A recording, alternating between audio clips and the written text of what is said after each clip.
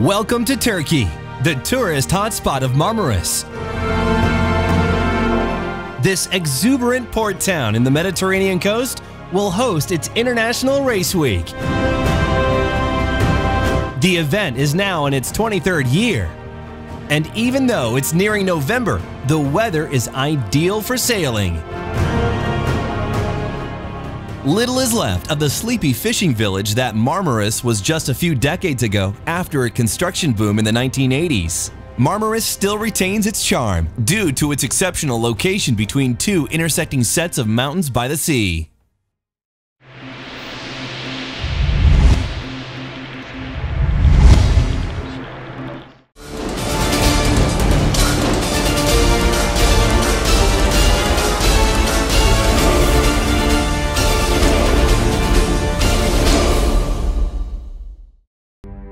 Just before the regatta begins, let's meet some of the competitors. The Russian Courier de Coeur competes in the IRC1 category, and it's one of the most competitive sailing boats in this regatta. So for the next few days, the Russians will show some great battles in order to achieve a good spot at the leaderboard. One of its rivals is the Turkish flying box Marmaris.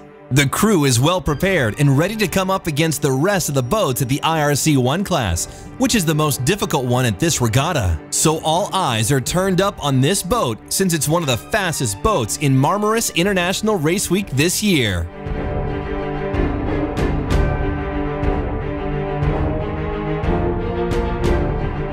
ICARUS, participating in IRC3 category, is here to claim only the first spot of the leaderboard. Its crew is one of the most well-trained in this category, and they didn't miss the chance to prove it in the pre-race trials. They're working hard and harmonically on the deck, having great results.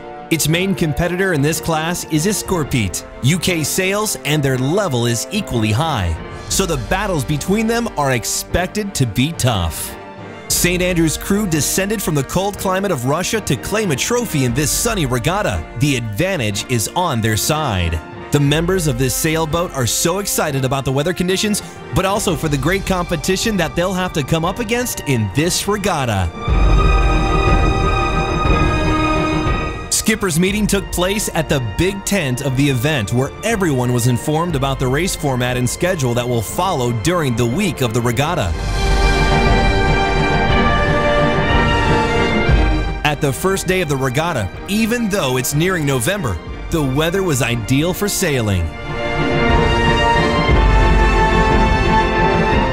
Spirits are running high on this first day for all the sailors already gathered here, but they're taking no chances preparing their boats. The inshore race scheduled for today demands nothing less from them. So, these competitive sailors are readying themselves for all eventualities. Participating sailors have already been split into 8 groups, depending on the type of boat they're manning. And now the Bay of Marmaris beckons. Time to hit the water. The IRC 1 and 2 categories were competing in the day's first race, and Courier de Coeur had an excellent start at the pit end. A great start also for Red Zeppelin, but Courier de Coeur managed to maintain its lead during this race. They were sailing especially fast during downwind.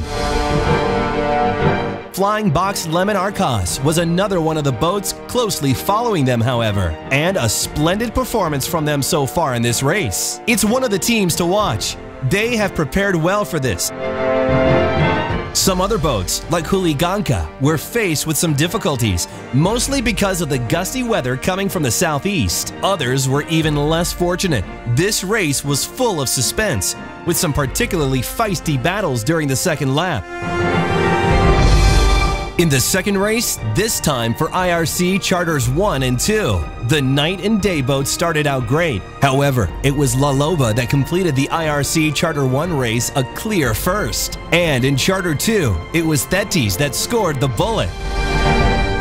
Miss You Boat also had an excellent rounding, and their overall good performance brought them to second place, right after Thetis. In the IRC 3 and 4 race, Anna and Martlet were the ones with the best start at the windward end, with ICARUS a few meters on leeward. Yet it proved to be a tricky race with the wind blowing hard in the first upwind. Who would make best use of these gusts and prevail in the end? In the second lap, ICARUS was second, a great result for the team. Meanwhile, ICARUS could not lose this race no matter what. Last but not least, it was time for the IRC Charter 3 and 4 to race. This race witnessed some great action in very close battles, and today the athletes seem to have great fun in the process. It's been a full first day, and a demanding one at that here in Turkey. The teams competing gave it their all, while being battered with southeast winds of 15 to 20 knots, and sometimes even rain. But let's hear what the sailors have to say about their experiences in Marmaris today. Well, it was quite hard for us, just because of weather, but it was still good condition. You know, this very bored of extreme conditions for sailing, so I know that a lot of boats have some damages today. So fortunately, it was not about us. Finally, we finished, and that was really cool and exciting exercise. A very exciting International Race Week has only just begun. In the second day, the wind was pretty light.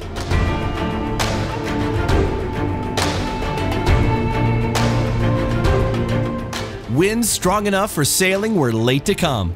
The sea was dead calm, with light clouds covering the Bay of Marmaris. The committee saw fit to change the order of the races for the 4 groups, and so it was IRC Charter 3 and 4 that started first when the wind finally arrived. A very good beginning in this race for both Ricarda and Themis at the center of the starting line before they headed towards the left side, where the winds seemed to be slightly more favorable. When the IRC Charter 1 and 2 race got underway, it was Fontessa and Calypso that started on top, with Miss You on leeward. Around the point, the wind increased slightly. In the IRC 3 and 4 races, Hadar picked the pin end, with the rest of the boats choosing the middle as well as the race committee boat end. Hadar's team seemed to feel strongly about the wind being favorable at the left side of the course. But would this bet pay off? Following this race, it was time for the IRC 1 and 2 boats to get some sailing action. This time, it was the Foxy Fox, Sail and Sail, and White Butterfly that had the best start on the boat end side. However, the race was abandoned. Turns out most of the boats had started over early. When the race was restarted, Naughty Gull and Courier d'Ecoeur had the best start. But before a few minutes had passed, it was Mopfre Lemon on the lead, with Flying Box on leeward and near to shore. It was all between these two now. But who would prevail? At the same time, Sail and Sail was not performing well, following a less than good start. Would they recover? There was certainly time for that to happen. Nearer the weather mark, the boats were spread all over the course, with the ones choosing the left side now managing to get on top. St. Anna was among those on top of the IRC1, occupying the 3rd place at this point, behind Strega and Flying Box. At the end of the IRC1 race, it was Flying Box that was leading the fleet, with Strega following in 2nd place. This was one of the really fast downwinds so far in Marmaris, since the wind was by now blowing at almost 14 knots. However, near the shore, the wind was not as strong, and thus the boats at the back of the race were now closing the gap with those in the front. In the IRC1 charter, fierce battles were the order of the day, especially between La Loba and Bony Staff Pineapple. Flower was trailing them at a distance of only a few meters. Planing conditions were ideal for riding the waves, however, and the best team would be the one scoring the bullets. In the IRC3, Turun Chu put in an excellent performance and was now on the top of the race. ICARUS was right behind them. The great finish to these races in the late afternoon under a setting sun and the stunning scenery of Turkey's Mediterranean coast, this was the icing on the cake. In Marmaris, the International Race Week is well underway. This beautiful port town, filled with tourists during the summer, was all but a sleepy village only a few decades ago. These days, Marmaris is a sailing and diving center along the coast known as the Turkish Riviera. While we wait, let's hear a few words from one of the main protagonists here in Marmaris. The first 2 days of the championship, it was very good wind. The first day especially, we had strong winds, and it was a very good race. The first day we were number 2, and then the second day we had little wind in the beginning. We were afraid that there was going to be less wind, but it was not the case. We had very good wind, and we had another good day, and we were second again. So in the overall we are number 1 now, so we are looking forward to have two good days and stay in the top. It's already day 3 and everything's going great so far. It seemed that the weather wouldn't be doing the sailors any favors today. Serene waters, thin clouds pierced by sunlight, a quite hot day, and no wind at all. Marmaris is a beautiful place for holidays today, less so for sailing. Holidays then, many of the athletes competing here took to the waters, basked in the sun, and generally enjoyed themselves while waiting for the wind. But chances of that happening here diminished by now. While the overall mood was relaxed, a few other sailors thought this was a great opportunity to allow themselves some more practice and preparations before the race. Even though the breeze was quite light, they managed to do a bit of sailing and also took the chance to trim their sails. In the absence of wind, the race was finally abandoned and the boats started heading towards the port. One hopes the weather will improve tomorrow.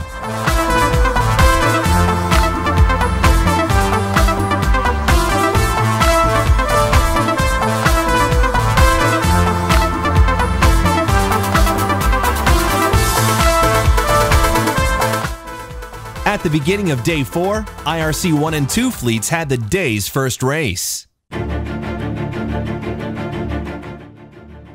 Flying Box's entrance to the race was quite amazing. A risky move to start on port on the pin end, yet the risk paid off. It gave them an early lead, crossing all the fleet. Eclipse tried to pull off the same trick, but without much success. Meanwhile, Mapfre Lemon and Kasatka headed to the left side of the course, near the rocks. Their intention was to benefit from the shift, but the wind there was lighter and not much help to their cause. Sail and Sail, on the other hand, attempted to sail the shifts in the middle of the race course and take better advantage of the gusts in what was consistently changing weather. In the end, it was Strega that rounded on top, with Flying Box chasing them. While sailing to the second mark, Strega opted to stay on the leeward side, with Corriere de Coeur following suit. Only a few places behind, Gokova and White Butterfly were involved in some really fierce battles. The teams on board were pushing hard to beat their opponents. In the IRC Chapter 1 and 2, the pin end was once again crowded, with Countess starting next to Bonystaff Pineapple. Most of the other boats didn't start so well. Brista and Miss You were among the boats that were left slightly behind. Playing the shifts expertly, Bonystaff Pineapple managed to get on top, and so found themselves on top of the race.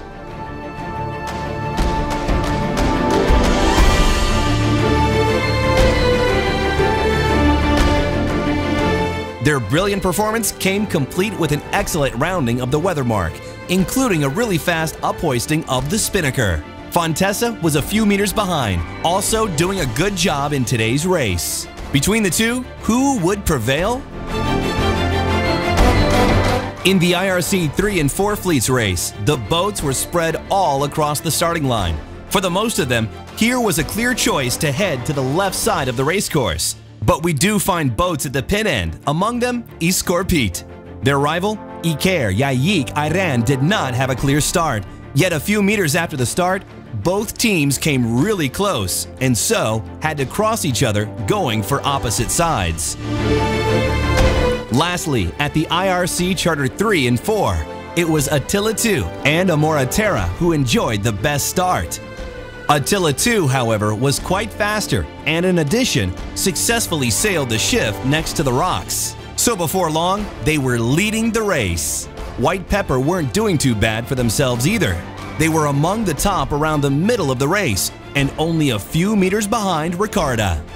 The finish of the race was at the entrance of the Bay of Marmaris, and nearing it as they sailed downwind, the boats and their colorful spinnakers created one stunning picture, with the sunlight piercing the clouds and reflecting in the sea around the boats. All in all, it was another day full of energy and suspense here in Marmaris. The wind, occasionally reaching 15 knots, helped a lot in this respect. And so, the 160 teams really enjoyed sailing today. Sponsors like Allianz should be thanked for their help in making such excellent events happen. But let's hear a few words from Sevda Sentop. She tells us that Allianz is the leader insurance company in Turkey, a country with exceptionally good quality of insurance policy for sailing boats. And they are, of course, very happy seeing Marmaris International Raceweek growing and becoming the world-class event it is today.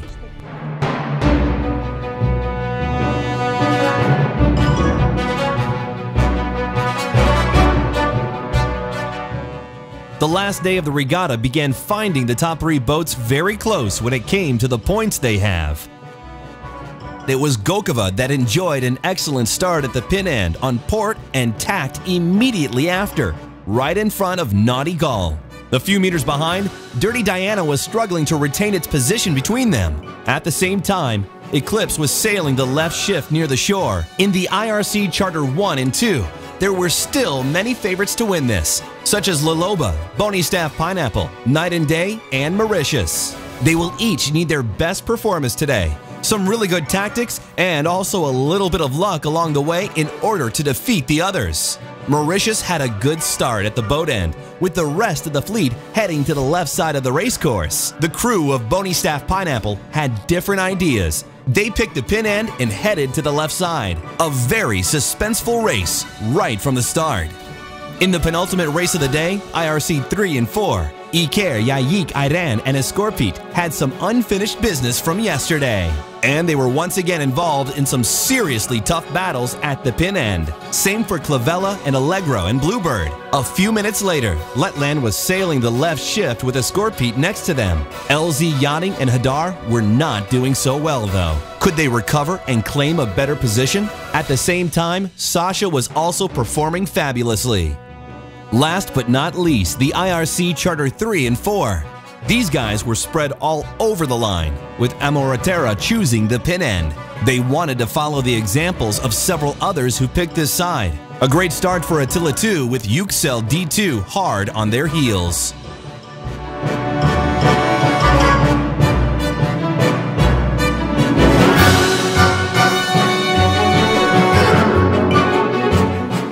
Back to the IRC 1 and 2, where Flying Box managed to position themselves in second place during the third leg, behind Egapen Uka Uka. But the weather at this point was very gusty, and the reach posed a real challenge as much concentration was demanded, and some good steering too.